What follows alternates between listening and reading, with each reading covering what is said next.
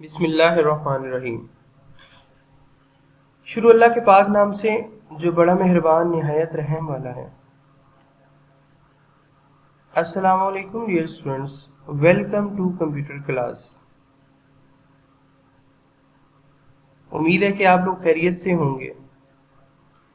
Students, chapter number 3 के कुछ मज़ीद टॉपिक्स को आज की वीडियो लेक्चर में डिस्कस किया जाएगा, जिनमें शामिल हैं इनपुट आउटपुट स्ट्रीम। आज के इस वीडियो लेक्चर में देखा जाएगा कि किस तरह यूजर इनपुट और आउटपुट को कंट्रोल करेगा।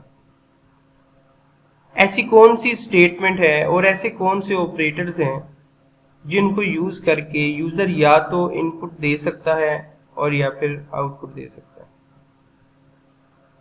Number 2, statement terminator. Statement terminator क्या होगा, इसकी क्या अहमियत है, प्रोग्राम में क्यों लगाया जाता है, अगर ना लगाएं तो एरर आएगा और एरर में ऐसा क्या मैसेज लिखा होगा कि आप अंदाज़ा लगा सकें कि स्टेटमेंट टर्मिनेटर मिसिंग है। और जो आज का लास्ट टॉपिक, थर्ड टॉपिक होगा, वो है स्ट्रक्चर ऑफ C++ प्रोग्राम। एक प्रोग्राम बनाने का जो साइंटेक्स है, जो उसका मेथड है, जो उसका स्ट्रक्चर है, उसको डिटेल से डिस्कस किया जाएगा।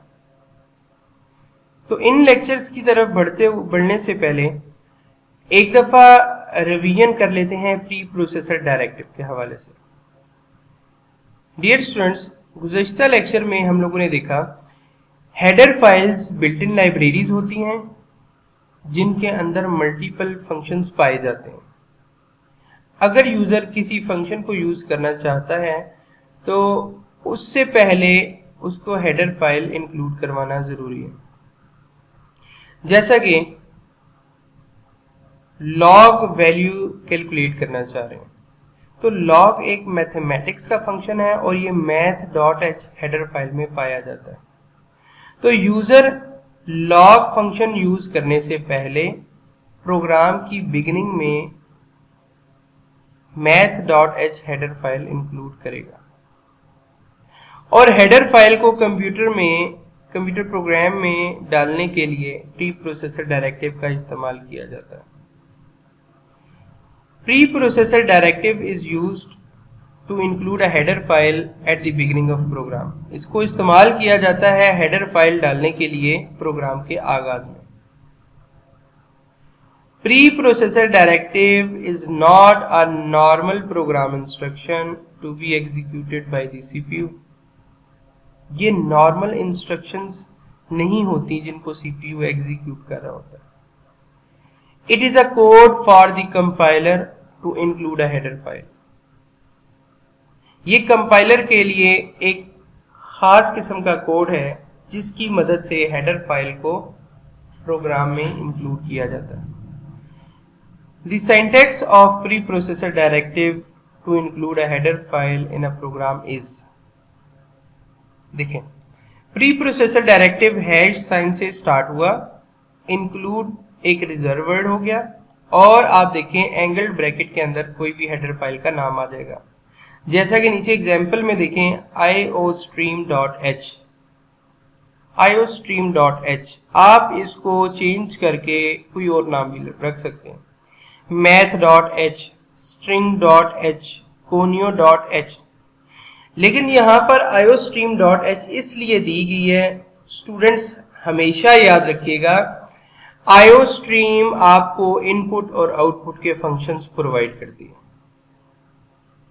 और आपको मालूम है कि प्रोग्राम में जब भी यूजर प्रोग्राम लिखता है तो हमेशा आउटपुट के लिए ही प्रोग्राम लिखता है। इट मींस कि हर प्रोग्राम के अंदर आप लोगों ने आउटपुट लाजमी डिस्प्ले करवानी है।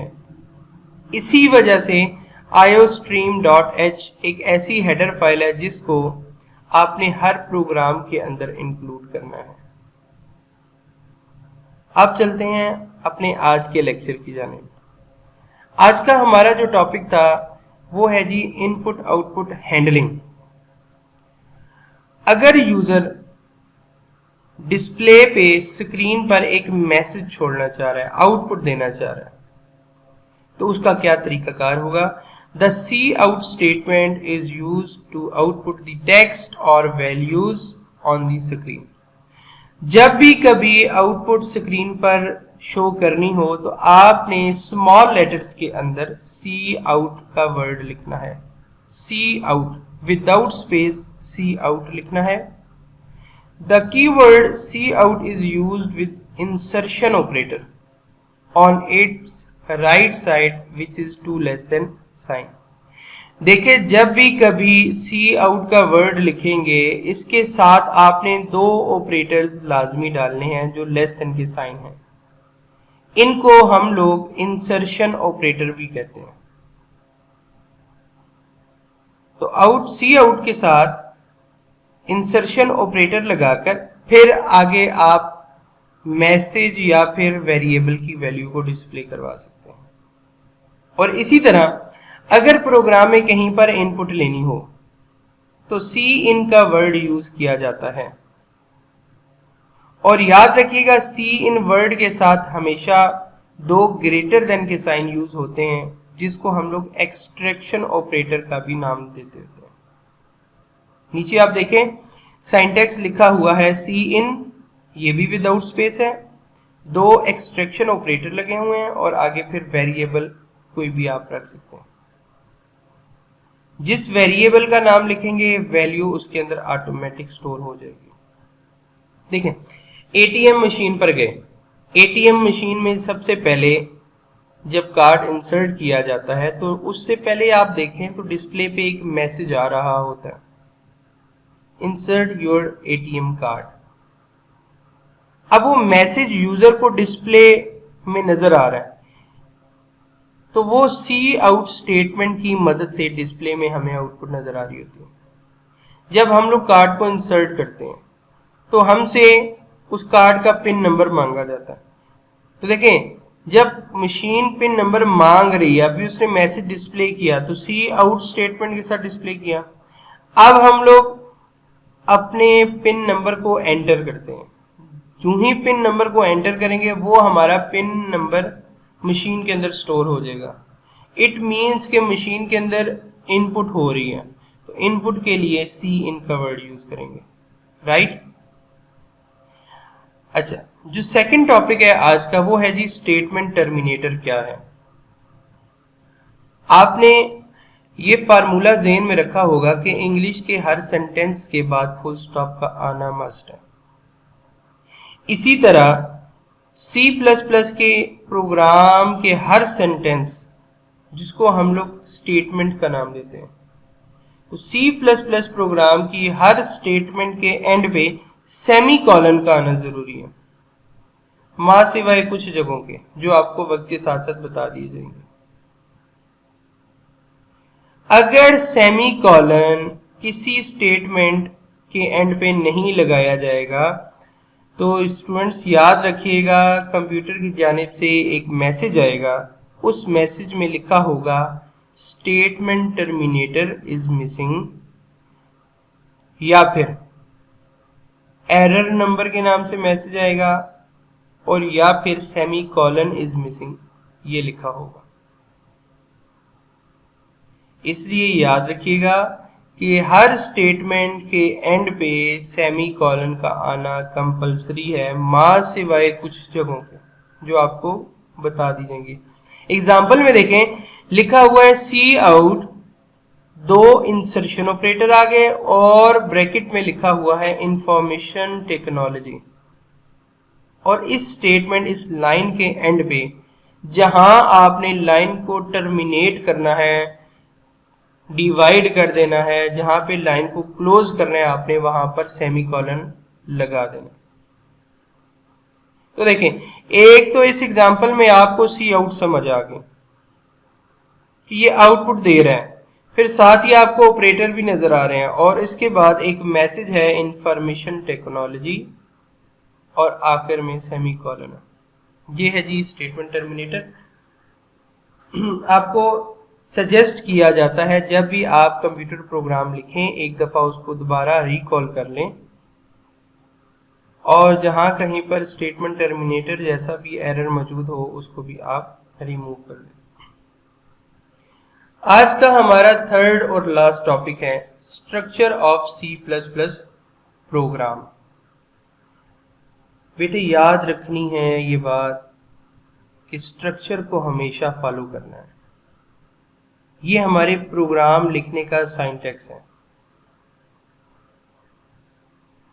जब भी प्रोग्राम लिखा जाएगा तो प्री प्रोसेसर डायरेक्टिव्स को यूज किया जाएगा एट द वेरी बिगिनिंग। जैसा डिस्कस हो गया था, हेडर फाइल्स को प्रोग्राम में मस्ट डालना है आपने, और जो लाजिम डालने वाली है वो है iostream.h, और बाकी आप जिसके फंक्शन यूज करेंगे उनकी हेडर फाइल डालेंगे। सेकंड पे देखें, wide main, wide space main, और आगे आपको स्मॉल पैरेंथेसिस नजर आ रही है। इसके बाद आपको करली ब्रेसेस नजर आ रही है, एक स्टार्टिंग वाली है और एक एंडिंग वाली। इन करली ब्रेसेस के अंदर हमने अपनी तमाम तर कोडिंग को परफॉर्म करना होता है। और फिर CLRSCR, clear screen. Clear screen का मतलब यह है कि आप जब भी कभी आउटपुट देखें तो पहले स्क्रीन पर जो भी स्टेटमेंट्स थी वो गायब हो जाएं, वो बिल्कुल क्लियर हो जाएं, आपको एक फ्रेश स्क्रीन मिले और आपने अपने प्रोग्राम में जितनी कोडिंग की होगी वही सिर्फ डिस्प्ले होगी, उससे पहले वाली स्क्रीन खत्म हो जाएगी। देखिए, ATM मशीन में एक पर्सन आया, उन्होंने अमाउंट विड्रॉल करवा ली, ठीक है। अब जब वो शख्स वहां से चला जाएगा, नेक्स्ट पर्सन उधर जाता है, तो उसको पुराने पर्सन की कोई भी ट्रांजैक्शन, कोई भी ऐसी वैसी डिटेल नहीं मिलती। जब वो दोबारा कार्ड डालेगा तो नए सिरे से बिल्कुल फ्रेश प्रोग्राम दोबारा लोड हो जाएगा और उसको स्क्रीन क्लियर ही मिलेगी। अच्छा, लास्ट में आप देखें लिखा हुआ है गेट CH, इसको कहा जाता है गेट करेक्टर। जब तक आप आउटपुट स्क्रीन पर कोई करेक्टर नहीं प्रेस कर देते तब तक आपको आउटपुट स्क्रीन नजर आएगी। यही फंक्शन है गेट CH का। और इन दोनों के सेंटर में प्रोग्राम की बॉडी। हमें जिस तरह का सॉफ्टवेयर बनाना है हम उसकी सारी कोडिंग इस बॉडी के अंदर रहते हुए करेंगे। बॉडी ऑफ मेन फंक्शन के साथ सेमीकोलन मैंने नहीं लगाया, वो इसलिए कि जितनी भी स्टेटमेंट हो, एक दो या जितनी भी स्टेटमेंट होंगी, सबके एंड पर सेमीकोलन खुद से लगाया जाता है, माँ सिवाय कुछ स्टेटमेंट्स के। इंशाल्लाह आपको बता दिया जाएगा। इधर याद रखने वाली बात यह है जी कि CLR, SCR और get CH function are closed with statement terminator. देखें, CLR, SCR के साथ सेमीकोलन नजर आ रहा है, गेट CH के साथ नजर आ रहा है। जो प्रोग्राम की बॉडी होगी करली ब्रेसेस के अंदर, आपने इनके साथ सेमीकोलन लगाने हैं। लेकिन इससे पीछे आप देखें, वाइड मेन है, सेमीकोलन नहीं लगेगा। प्री प्रोसेसर डायरेक्टिव है, सेमीकोलन नहीं लगेगा। प्री प्रोसेसर डायरेक्टिव,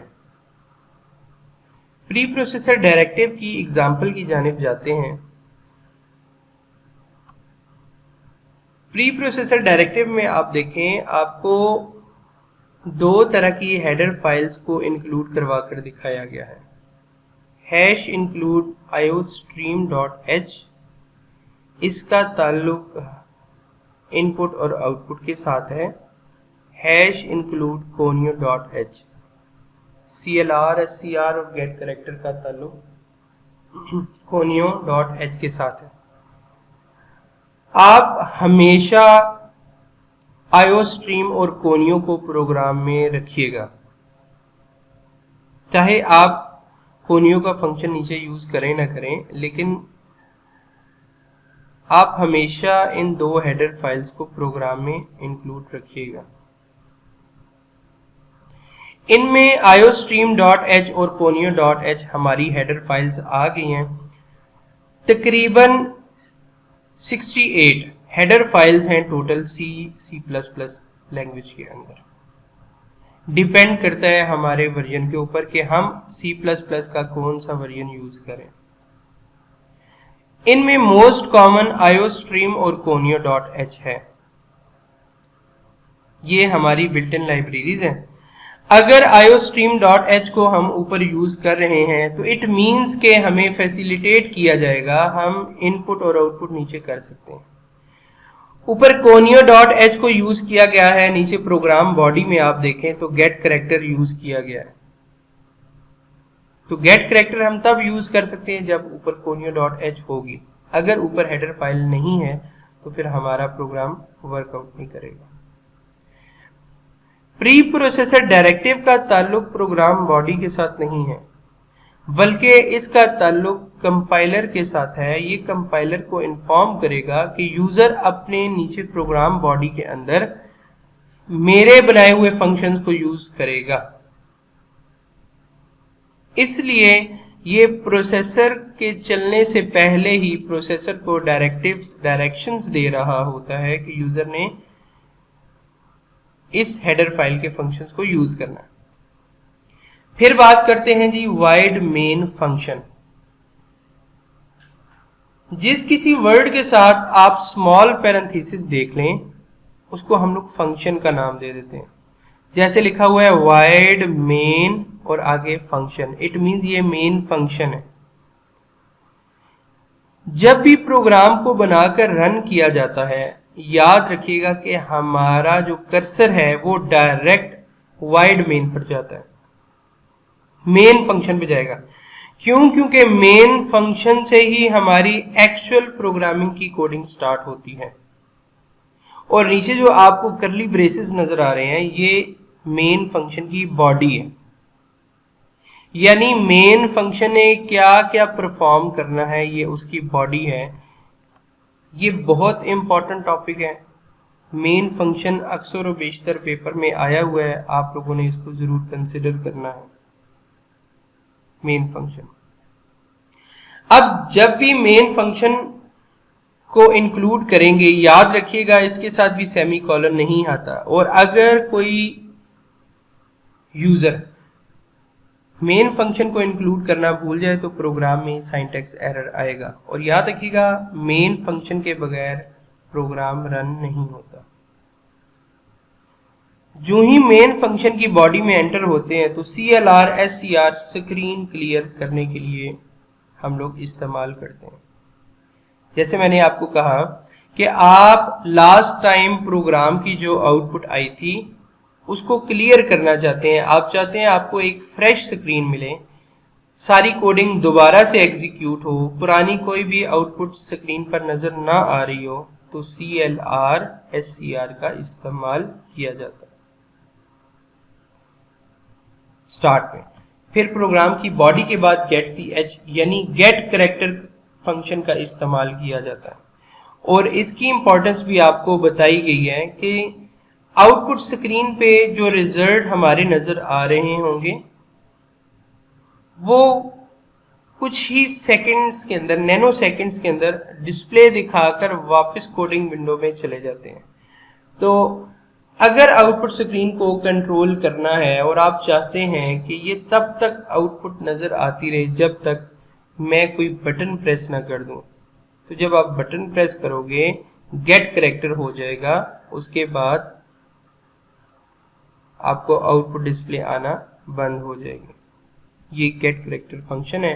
इसका यूज और भी सेंस में किया जाता है, लेकिन यहाँ पर फिलहाल यही सारी चीजें याद रखने वाली है।